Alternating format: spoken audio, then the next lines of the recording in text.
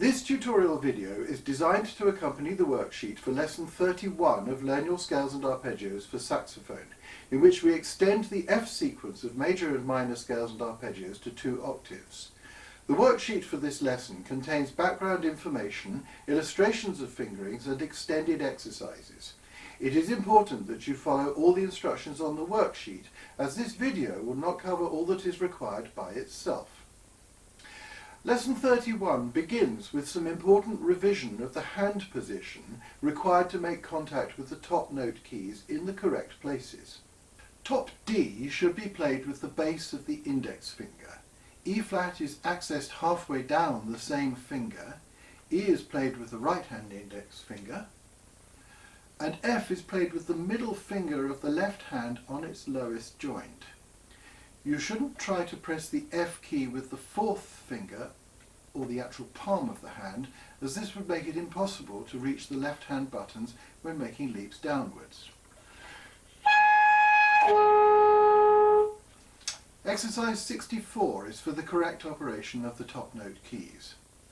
There is an alternative fingering for top F, which will make the arpeggios of F major and F minor easier.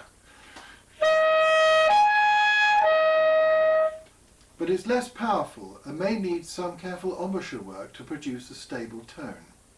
It's worth noting that you can access useful fingerings for top E and top F sharp from this alternative F fingering.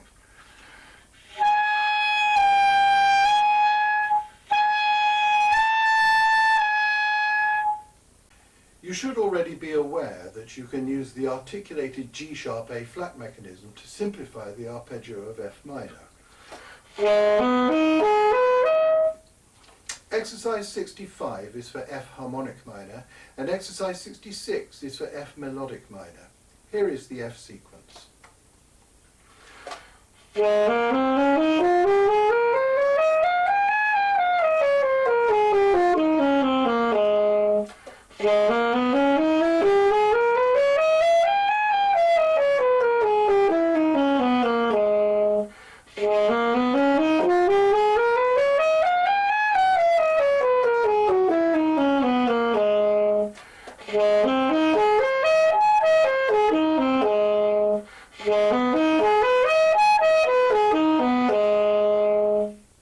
Again, practice plan 31 looks like a lot to plough through, but if you have completed all the practice plans thoroughly up to now, you should feel comfortable with everything on the list.